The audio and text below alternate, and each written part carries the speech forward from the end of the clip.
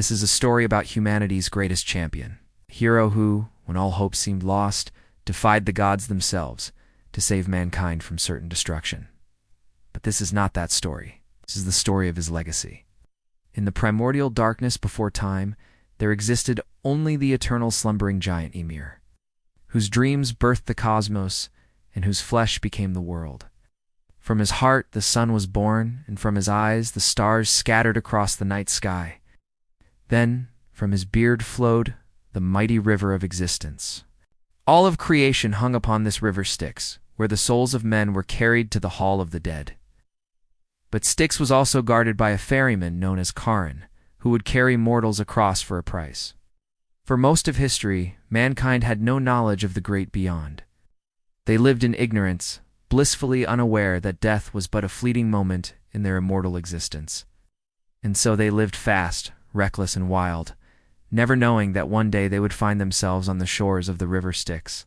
Then from the celestial heavens descended the pantheon of gods, bearing gifts and words of wisdom. They bestowed mankind with the sacred gift of knowledge, revealing to them the mysteries of the afterlife. How after death, their souls would journey to the hall of the dead, where they would be judged by the gods. And if deemed worthy, they would be granted passage across the river Styx into the blissful fields of Elysium. The gods then built temples in every city and village, where they commanded mortals to pray to them, to sing their praises, and to offer sacrifices in exchange for favors. Mankind readily accepted these teachings, building magnificent temples and gathering together every year in celebration of the gods. And so many centuries passed that eventually the memory of the gods grew dim in the minds of men. Their teachings were twisted and exaggerated until they became little more than stories told around campfires. Mankind had strayed far from the path of wisdom, becoming arrogant and selfish. Yet even in these dark times, there were those who remembered the old ways, those who still prayed and sacrificed to the gods, in hopes of a favor. But the gods had grown tired of mankind's foolishness, and had no intention of granting any more favors. That is, until one man dared to defy them. His name was Gilgamesh, king of the mighty Uruk, renowned throughout the world as the strongest and wisest of men. But despite his power and wisdom, Gilgamesh was troubled by his mortality. He feared death and would do anything to avoid it. One day, the gods heard Gilgamesh boasting about his immortality, and decided to teach him a lesson.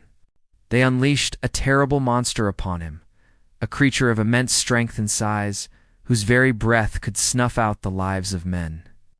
All who stood against him perished, and soon the people of Uruk looked to Gilgamesh as their last hope.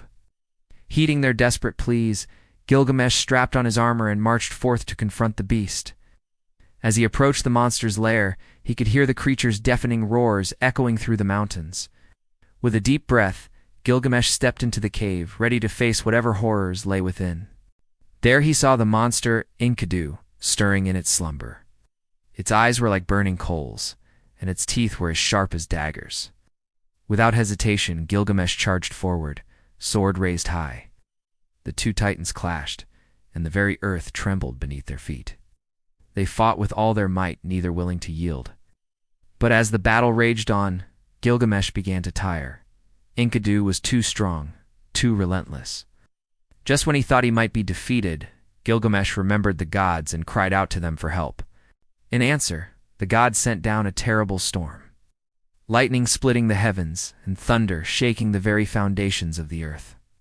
Gilgamesh, invigorated by the gods' presence, renewed his attack, and finally, with a mighty roar, he struck the killing blow. The monster let out a deafening screech as it collapsed to the ground, its life force fading away. Gilgamesh, battered and bruised, stood victorious over his fallen foe. But his triumph was short-lived, for as Enkidu's life force faded, a terrible realization dawned on Gilgamesh. The creature he had slain was not just a monster, but a divine being, a servant of the gods. And now, by slaying it, he had incurred their wrath. As if to confirm his fears, the sky darkened, and the gods appeared before him, their faces grim with anger. Gilgamesh fell to his knees before them, begging for forgiveness, but the gods were unmoved. They had made up their minds and nothing could sway them now. They decreed that Gilgamesh must pay the price for his arrogance, and set out to punish him. The gods transformed the mighty king into a ravenous wolf, banishing him to the darkest depths of the earth. There he was forced to wander for eternity, forever cursed to relive the same terrifying nightmares. Lost in his eternal torment, Gilgamesh forgot all else. He forgot his former glory, his former friends, and most importantly, he forgot his mortality. For what is an immortal god to fear? Meanwhile, back in the human realm, mankind continued on in ignorance, living their carefree lives without a care for the plight of their greatest champion. That is until one day when the balance of the cosmos shifted, and the gods grew bored of their existence. With a flick of their divine wrists, they unleashed disaster upon the world, plunging it into chaos and despair. Floods, earthquakes, and plagues ravaged the land, bringing mankind to its knees.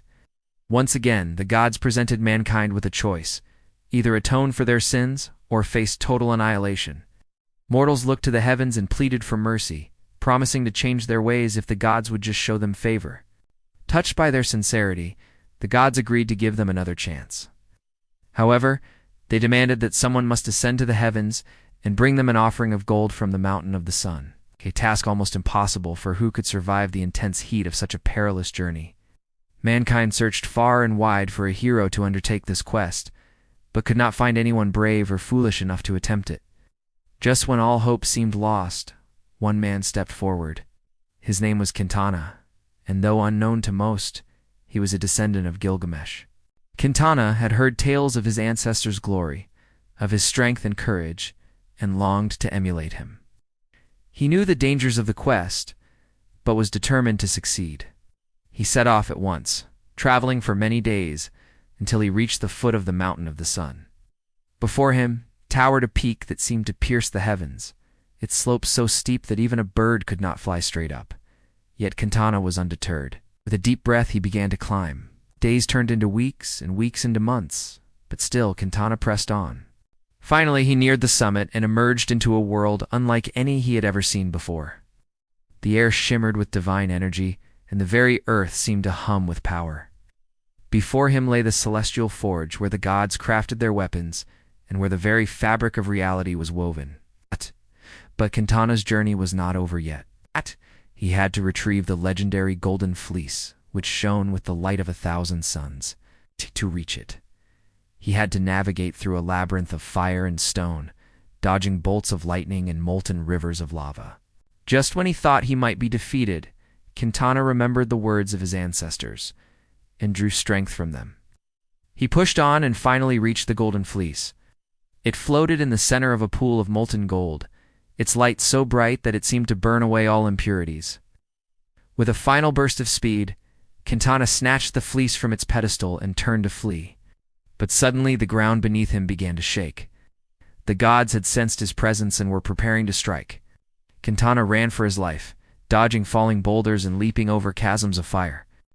Finally, he reached the top of the mountain and collapsed in exhaustion. Before him stretched the world, and at its edge, the heavens. Gathering his remaining strength, Quintana leaped into the void and began to fall.